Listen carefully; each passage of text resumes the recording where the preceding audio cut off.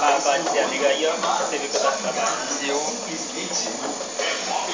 vou falar no YouTube. YouTube.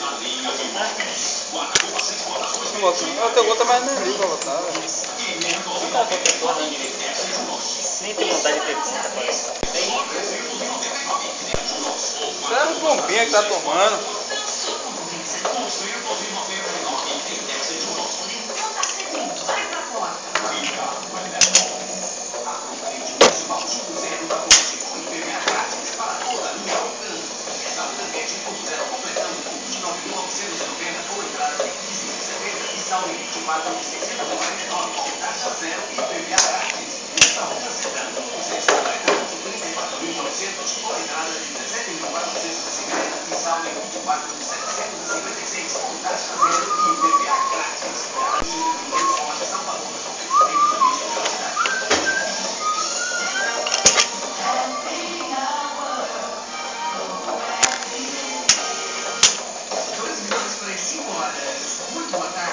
Quanto versículo, rapaz?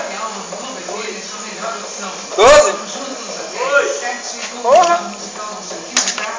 Daqui a pouco dá horário. Eu terminei mesmo. Ontem tava bom pra comprar aqui.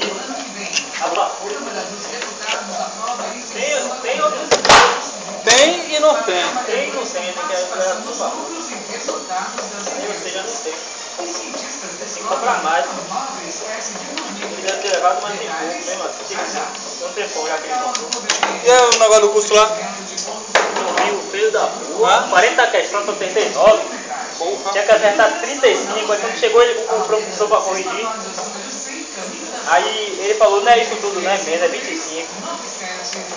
Oxe, só acertei 9. Tudo, as perguntas tudo era baseada de conhecimento geral. Que cor é a letra da palavra ordem e progresso na bandeira do Brasil? Tomar na Que cor é? branca. Se fudeu aí, ó. É verde.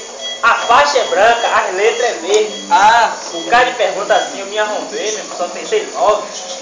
e você botou que cor? Hã? Você botou que Botei cor? branca, meu filho. Mas na faixa branca. A faixa é branca, a letra, ele perguntou a letra, não foi a faixa. A faixa é branca, a letra é verde. Ah, não tá reparando não, velho. Porra, mas tem coisa que a gente tem tudo, tem que estar reparando. Tem que estar reparando na cor de letra de porra de bandeira.